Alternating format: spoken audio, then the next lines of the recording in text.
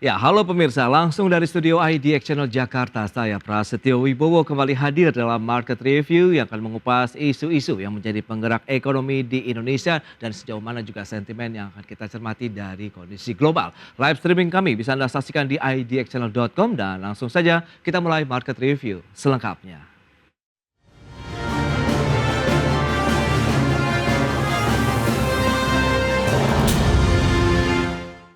Pusat Statistik mencatat jumlah penduduk miskin di tanah air terus mengalami penurunan dalam beberapa tahun terakhir. Bahkan penurunan kemiskinan terjadi di semua wilayah, dengan penurunan tertinggi terjadi di wilayah Maluku dan Papua.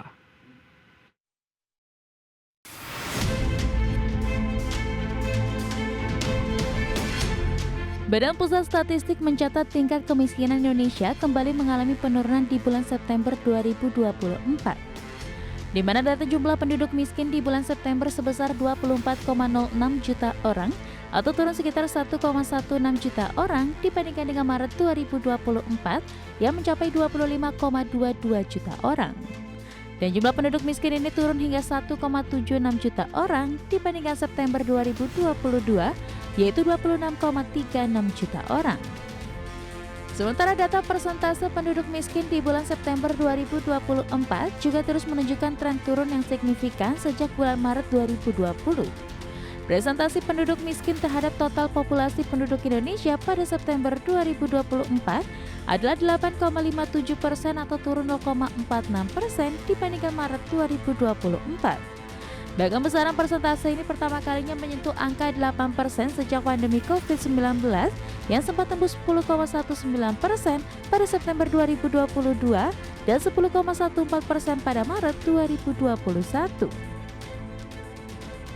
Sejak pandemi tahun 2020, persentase dan jumlah penduduk miskin terus mengalami penurunan dan pada September 2024 jumlah penduduk miskin di Indonesia adalah sebanyak 24,06 juta orang atau turun sebanyak 1,16 juta orang dibandingkan dengan Maret 2024. Dengan demikian, persentase penduduk miskin terhadap total populasi Indonesia pada September 2024 adalah 8,57% atau turun sebesar 0,46% basis poin dibandingkan dengan Maret 2024.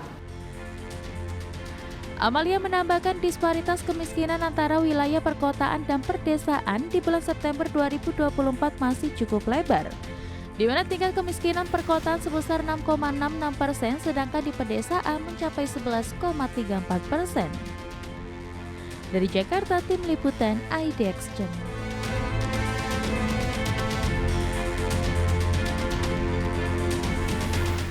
Ya, pemirsa, untuk membahas tema kita kali ini, tingkat kemiskinan turun, jumlah penduduk miskin berkurang. Kita sudah tersambung melalui Zoom bersama dengan Bapak Redma Gita Wirawasta. Beliau adalah Ketua Umum Asosiasi Produsen Serat Benang dan Filamen Indonesia. Halo Pak Redma, apa kabar? Baik Mas Pras. Baik, terima kasih atas waktu yang disempatkan dan sudah bergabung juga ini ada Ibu Esther Sriastuti, Direktur Eksekutif Indef. Halo Bu Esther, apa kabar? Halo Mas Pras, sehat Alhamdulillah. Baik, terima kasih juga atas waktu yang disempatkan. Dan sebelum membahas lebih jauh, saya ingin Anda mereview terlebih dahulu ini Bu Esther terkait dengan beragam upaya yang sudah dilakukan pemerintah dalam mengentaskan kemiskinan di tanah air hingga saat ini. Sudah cukup optimal, tepat sasaran atau bagaimana? Ya, terima kasih, pertanyaannya sangat menarik ya Mas Pras. Memang kalau kita lihat dari data yang disampaikan oleh Badan Pusat Statistik ada penurunan ya. Meskipun penurunannya relatif kurang ya, kurang signifikan karena hanya turun 0,46%. Namun demikian kalau kita lihat di sini untuk pengentasan kemiskinan biasanya pemerintah itu memberikan bansos atau subsidi. Nah, selazimnya kalau dalam teori ekonomi kita lihat bahwa kemiskinan itu terjadi tidak hanya dari sisi bahwa dia pendapatannya rendah, tetapi ada faktor struktural Nah, faktor struktural itu apa ya? Tingkat pendidikan dari masyarakat tersebut memang masih rendah, Oke. sehingga di sana dia tidak punya kesempatan untuk mendapatkan pekerjaan yang lebih baik dan income-nya pun lebih sedikit ya. Oke. Demikian Mas Pras. Baik, itu dia menjadi faktor utama begitu ya kaitannya dengan pendidikan. Nah, BPS juga mencatat angka kemiskinan turun di mana per September 2024 tadi 8,57% dibandingkan dengan Maret di 9,03%. Nah, apakah Anda melihat ini menjadi satu level yang karena BPS juga menyebutkan ini level baru begitu dari angka kemiskinan Indonesia setelah semuanya ataupun dalam beberapa waktu sebelumnya sampai dengan beberapa tahun terakhir ini bertahan di atas 9%? Ya, eh, kalau kita lihat ya kemiskinan itu kan ada dua. Kemiskinan yang diukur dari monetary approach ya, Oke. jadi hanya dilihat dari berapa pendapatannya. Kalau dia pendapatannya itu kurang ya dari eh, rata-rata penduduk semua ya, Oke. artinya di bawah garis kemiskinan pendapatannya, maka dia dikategorikan sebagai orang miskin. Itu Hmm. monetary approach. Oke. Yang kedua adalah non monetary approach. Kemiskinan itu dilihat dari 3 aspek, yaitu pendidikan, kemudian kesehatan, kemudian yang ketiga adalah kualitas hidup. Oke. Nah, kalau kita lihat Indonesia ini masih punya problem ya di 2 approach tersebut gitu. Yang mana saja Bu? Pendidikan kesehatan atau kualitas hidup dan kesehatan?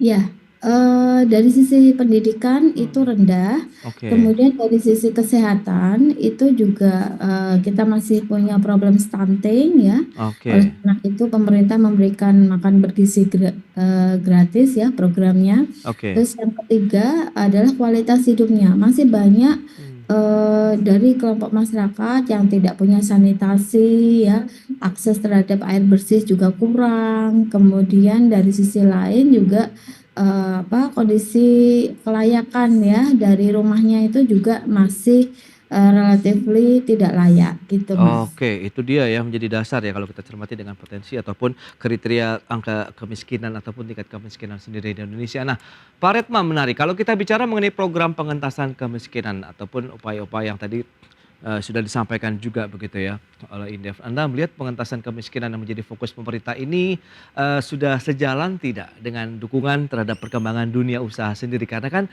kaitannya dengan pengentasan kemiskinan tentu juga ada lapangan usaha ataupun lapangan kerja begitu yang diciptakan di sana.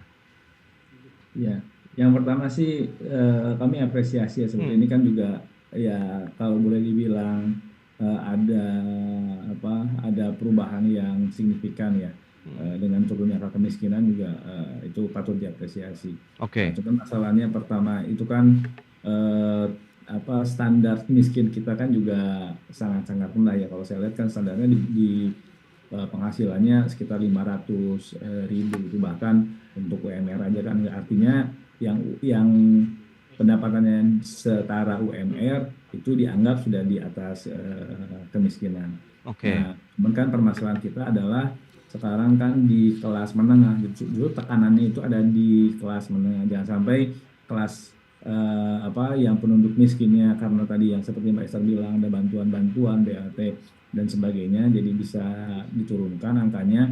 Tetapi yang kelas menengah ini udah siap-siap, kelihatannya udah siap-siap turun kelas. Nah ini tantangan ke depan. Karena kalau dilihat dari penyerapan tenaga kerja, memang penyerapan tenaga kerja kita kalau kita lihat kan ada sedikit kenaikan. Tapi ini ada tapinya gitu ya. Tapi adalah peningkat kenaikannya juga ada di pekerja tidak penuh dan atau pekerja paruh waktu atau setengah menganggur. Nah ini kan adalah imbas dari banyaknya PHK yang terjadi dalam 2 tahun terakhir. Nah memang belum pada tingkat menjadi miskin gitu ya karena mereka masih punya saving ya masih punya tabungan. Tapi tantangan kita ke Oke. depan seperti itu karena trennya adalah tren PHK, tren mengurangi jam kerja, tren ngurangin hari kerja. Nah itu sudah terjadi dalam hampir 2 tahun terakhir. Makanya kalau kita lihat Oke. datanya, Ya, ya, ya. peningkatan yang cukup signifikan di setengah menganggur dan pekerja paruh waktu gitu. Wah, ini menarik kalau kita lihat dengan posisi bahwa tren PHK masih menghantui, kemudian pengurangan hari kerja dan jam kerja juga masih menghantui dari dunia usaha di Indonesia. Kita akan bahas lebih jauh nanti di segmen berikutnya, Pak Retma. Bu Esther, kita akan jeda dulu sebentar, dan pemirsa pastikan Anda masih bersama kami.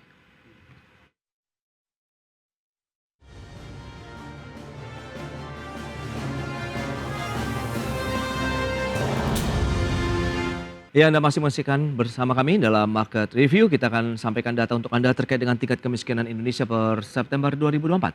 Ya, seperti yang bisa Anda saksikan di layar televisi Anda, kita lihat pergerakannya seperti apa di bulan September 2024 untuk jumlah kemiskinan atau jumlah penduduk miskin itu mencapai 24,06 juta orang, dan ini memang ada penurunan dibandingkan dengan Maret 2024 di 25,22 juta orang. Sementara persentasenya juga sudah disampaikan begitu tadi dari BPS di segmen awal, ada penurunan dari 9,57% di September 2022, kemudian Maret 2023 menjadi 9,36%, Maret 2024 9,03%, dan September 2024 8,57%. Berikutnya, tingkat kemiskinan perkotaan dan perdesaan seperti apa kondisinya? Ini dia yang bisa kita cermati adalah disparitas dari tingkat kemiskinan di perkotaan, kemudian wilayah perdesaan juga masih cukup lebar begitu ya. Untuk wilayah perkotaan sendiri di September 2024 tercatat 6,66%, sementara di pedesaan sekitar 11,34%. Tidak jauh berbeda kalau kita menilik ke belakang lagi begitu ya, sampai dengan Maret 2024, 2023 sampai dengan 2022. Berikutnya perkembangan Gini rasio, ini juga perlu kita cermati bersama. Di September 2022 tercatat 0,381, kemudian di Maret 2023 0,388, ataupun di bulan Maret ini kita lihat tercatat 0,379 poin. Berikutnya serapan tenaga kerja, pemirsa. Tercatat untuk kuartal 3 di tahun 2024 mencapai 650.172 orang. Ini agak turun dibandingkan dengan kuartal 2 tahun 2024 di 677.623 orang. Itu dia beberapa data yang bisa kami sampaikan. Kita lanjutkan kembali perbincangan bersama dengan Ibu Esther Sriasusti dari Indef dan Pak Retma Gita Wirawasta, APSIVI. Pak Retma, tadi belum sempat diupdate terkait dengan kondisi real dari sektor industri, khususnya yang memang Anda geluti saat ini adalah tekstil dan juga produk tekstil. Seperti apa sih realnya kalau Anda katakan tadi memang tantangannya masih ada beberapa hal begitu yang menghantui, ancaman PHK, kemudian pengurangan jam kerja dan hari kerja, Pak Retma. Ya, halo? Ini kan memang Oke. masih dalam tren penutupan pabrik ya. Ini kemarin kita juga rilis ada 60 perusahaan yang stop gitu ya, dan perakiraannya ada 250 tenaga kerja yang di PHK. Sebetulnya kalau kita bicara yang pengurangannya dengan perhitungan utilisasi, kita hitung sekitar 800.000 orang, tapi kan tidak langsung semua di PHK gitu ya, masih ada yang dikurangi jam kerja, ada yang dikurangi hari kerja. Nah ini juga tentu berpengaruh terhadap penyerapan nasional. Jadi kalau secara nasional memang terjadi, kalau kita lihat angka BPS baru sampai Maret Februari 2024 itu kan ada peningkatan sekitar 3 juta penyerapannya, 3 juta tenaga kerja. Tapi kalau dilihat dari peningkatan pekerja paruh waktunya itu 5 juta. Artinya sebetulnya banyak karyawan-karyawan yang turun, yang asalnya dia bekerja penuh jadi bekerja paruh waktu. Nah itu yang terjadi, gambaran yang terjadi juga di industri tekstil yang asalnya dia bekerja dalam seminggu 6 hari gitu ya, 8 jam. Nah ini kan sudah banyak yang dilakukan pengurangan jam kerja hanya cuma 4 jam sehari, seminggu cuma 3 hari gitu ya.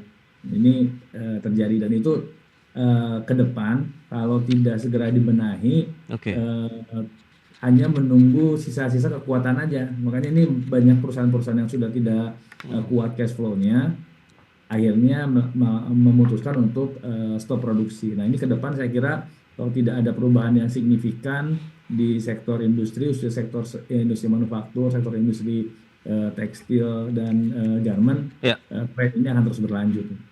Baik, nah Bu Esther, dengan kondisi yang sudah disampaikan Pak Retma, lantas bagaimana Anda melihat bahwa memang pekerja paruh waktu ini justru yang mengalami peningkatan? Kalau kita bicara mengenai tingkat kemiskinan, kesejahteraan begitu masyarakat kan berarti di mana pekerjaan itu menjadi hal yang krusial juga. Kalau Anda melihat pekerja paruh waktu yang semakin bertumbuh dibandingkan dengan yang full time misalnya, apa yang bisa kita lihat dengan kondisi real di lapangan dari kondisi tenaga kerja di Indonesia? Ya, berarti ini ada ketidakpastian ya untuk Hmm, memperoleh pendapatan gitu kan. Karena mereka itu tidak tetap gitu kan. hmm, Nah, di sisi lain juga ini angkanya diperkuat dengan adanya sektor informal ya yang lebih banyak gitu kan. oke. Nah, orang-orang yang bekerja di sektor informal ini lebih banyak jumlahnya sekarang.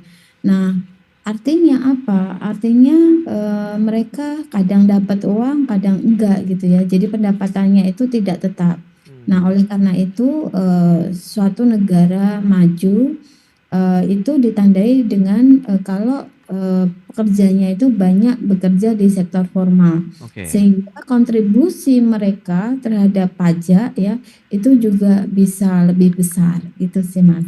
Oh, oke. Lantas bagaimana dengan PMI manufaktur kita begitu yang kemarin kan membaik tuh kembali lagi ke level ekspansi setelah sebelumnya beberapa bulan terakhir kita ya terus mengalami hal yang terus mengalami penurunan nih begitu. Anda melihat kemampuan serapan tenaga kerjanya juga di sektor industri cukup baik begitu selama ini? Iya, kalau data historis itu Hmm, menunjukkan bahwa adanya investasi itu tidak berbanding lurus dengan penyerapan tenaga kerja. oke. Oleh karena itu, ini adalah PR kita gitu ya, bagaimana dengan adanya investasi yang masuk ya, adanya, industri manufaktur yang tadi ditunjukkan angkanya itu, lebih baik. Tetapi ternyata kenyataan di lapangan itu sektor informal lebih banyak, penyerapan tenaga kerja kurang, dan di sisi lain yang tadi sudah dikatakan Pak Retma, bahwa jumlah pekerja paruh waktu ini makin banyak gitu ya. Hmm. Jadi ini sebenarnya ada apa ini di Indonesia gitu. Baik, Pak Retma, kalau kita lihat dengan data BPS tadi yang mencatat dari sisi ya, angka kemiskinan kan turun terus per September 2024 itu menjadi 8,57%. Nah, Anda melihat apakah besaran upah minimum lah kalau kita bicara begitu ya bagi pekerja saat ini ya bisa dikatakan berhasil meningkatkan taraf hidup kesejahteraan masyarakat kita? Ya, sebetulnya dari satu sisi ya, ini kan upah minimum ini kan juga bisa meningkatkan daya beli ya. Hmm, Tapi kalau kita lihat dari sisi lain, eh, kami sendiri ragu gitu ya bahwa oke.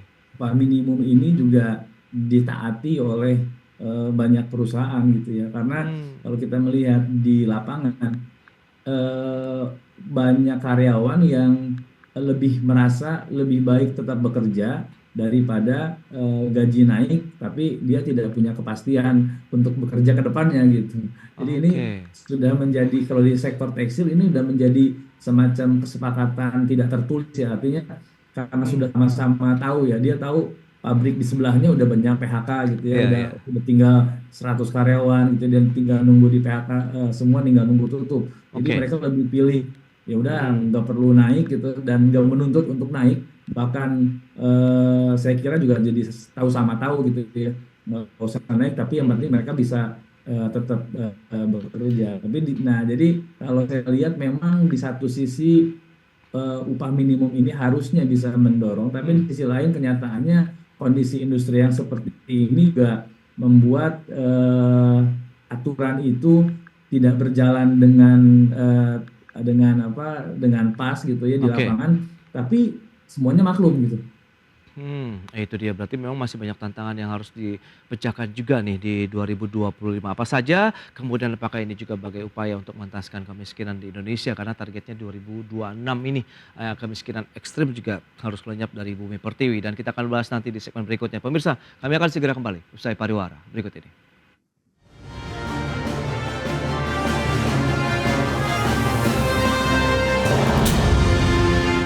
Ya, terima kasih Anda masih bergabung bersama kami dalam Market Review. Kita lanjutkan kembali perbincangan bersama dengan narasumber kita, Ibu Esther Syahsuti, Direktur Eksekutif Indef. Kemudian ada Pak Retma Gita Wirawasta, beliau adalah Ketua Umum Asosiasi Produsen Serat Benang dan Filamen Indonesia. Bu Esther, nah kalau kita bicara dengan beragam upaya, terus kemudian real kondisi yang dialami dunia usaha saat ini, khususnya dari sektor tekstil, kemudian dan produk tekstil, Anda melihat lantas bagaimana? Pemerintah sendiri kan memasang target bisa menghilangkan angka kemiskinan ekstrim lah, paling tidak dalam tahun 2026. Anda melihat bagaimana posisi ini? Apakah cukup terjal begitu perjalanannya atau bagaimana? Ya, kalau untuk menghilangkan angka kemiskinan ekstrim, menurut saya itu bukan hal yang lebih apa ya, lebih sulit ya. Tetapi asalkan kita on the right track gitu ya. Artinya kita cari penyebab kemiskinan tersebut. Kalau penyebab kemiskinannya itu adalah faktor struktural, maka kita obati ya penyakit itu dengan obat yang sesuai gitu ya. Oke. Nah, kalau saya lihat saat ini pemerintah lebih banyak menggunakan bansos gitu ya, subsidi yang berupa konsumtif itu menurut saya hanya temporer gitu ya. Bukan bukan mengobati dari akar permasalahannya. Orang miskin itu bisa berubah nasibnya itu hanya dengan dia punya pendidikan yang lebih baik gitu ya. Oke. Dia punya kesempatan untuk mendapatkan pekerjaan yang lebih baik dan punya income yang lebih baik. Itu saja sih. Ya, lantas kalau kita bicara mengenai bauran kebijakan yang harus disiapkan oleh pemerintah, kan selama ini beragam insentif sudah cukup banyak diberikan untuk dunia usaha, industri dan lain-lain begitu. Untuk masyarakat yang menengah bawahnya sendiri masih cukup kuat atau perlu ada satu hal yang extraordinary lah kalau kita bicara mengenai tadi bagaimana pendidikan bisa terjangkau, murah, kemudian aksesnya justru semakin terbuka lebar begitu, kemudian akses untuk bisa mendapatkan pekerjaan, Bu Esther. Iya, itu betul Mas. Saya sih sepakat ya dengan akses pendidikan yang lebih lebar ya, lebih luas dan mereka gratis gitu ya. Jadi menurut saya itu akan membuat kesempatan mereka mendapatkan kesempatan yang lebih luas untuk mengakses pendidikan. Tidak hanya 9 tahun tetapi mungkin paling tidak sampai lulus SMA. Nah, dari setelah lulus SMA mereka mendapatkan kesempatan lagi untuk akses pendidikan yang lebih baik lagi dengan misalnya dengan kredit atau pinjaman gitu. Baik, nah Pak Retma dari pelaku usaha sendiri atau dari industri TPT lah, Anda melihat strategi apa yang sudah disiapkan untuk menyambut tahun 2025 dengan bayang-bayang tadi ada ancaman PHK, pengurangan jam kerja, hari kerja, bahkan ada kenaikan UMP 6,5% begitu 2025 ini. Iya, kalau buat dunia usaha saya kira sekarang posisinya ya hanya harus tetap bertahan aja gitu ya. Bertahan. Kalau ekspansi agak sulit. Tapi ini kan sebetulnya strategi pemerintah ke depan yang kita masih pertanyakan gitu. Karena sebetulnya harusnya kan memang untuk mengurangi kemiskinan ekstrim ini kan sedikit demi sedikit ya. Nah, kami sebetulnya sudah tawarkan bahwa dengan tingkat rata-rata pendidikan kita yang sekitar 6 tahun, artinya kan sekitar lulus SD atau belum lulus SMP gitu ya. Ini kan perlu diciptakan lapangan kerja yang cocok untuk mereka gitu ya. Nah, kalau sektor tekstil, garment itu kan tidak memerlukan pendidikan yang tinggi dan ini bisa menjadi jaring untuk menciptakan penyerapan tenaga kerja. Nah, di sana harusnya ini dipetakan beberapa sektor yang memang tidak memerlukan dengan kondisi tingkat pendidikan yang saat ini ada, itu bisa diserap kerjanya. Yang penting kan orang kan bekerja. Kalau orang bekerja itu akan naik statusnya dari miskin menjadi di atas garis kemiskinan gitu ya. Jadi itu kita tawarkan sebetulnya. Cuman belum sampai saat ini kami melihat belum ada kebijakan yang serius dari pemerintah bagaimana bisa menciptakan lapangan kerja yang cocok untuk tingkat pendidikan yang ada di negara kita. Nah, solusi apa yang bisa ditawarkan Indef begitu? Kalau mencermati kondisi tadi Bu Esther, ingat kita kan sebaiknya memang memberikan kail lah daripada ikan langsung begitu ya kepada masyarakat, sehingga di situ akan menciptakan juga ya masyarakat kita yang tangguh, yang resilient juga dalam menghadapi kondisi di sektor ketenaga kerjaan di Indonesia, Bu Esther. Ya, solusinya adalah ini memperkecil belanja rutin, meningkatkan belanja modal. Nah, Oke. itu dulu deh gitu. Terus Hmm. kemudian kita bikin skala prioritas program-program yang memang berdampak luas ya dan punya dampak jangka panjang. Itu saja. Nah, yang ketiga, berikan insentif bagi dunia usaha sehingga mereka tidak hanya bertahan, hanya bisa bertahan, tetapi mereka bisa berkembang sehingga Oke. mereka bisa menyerap tenaga kerja yang lebih banyak. Dan kalau mereka bisa menyerap tenaga kerja lebih banyak, maka mereka bisa memberikan income ya kepada orang-orang tersebut. Sehingga leverage-nya itu naik gitu ya. Dari Oke. masyarakat yang miskin menjadi masyarakat menengah. Itu saja sih. Ya, berarti Anda melihat korelasi yang cukup kuat begitu dengan penciptaan lapangan kerja dan untuk pengentasan angka kemiskinan di Indonesia, Bu Esther? Ya, betul, betul.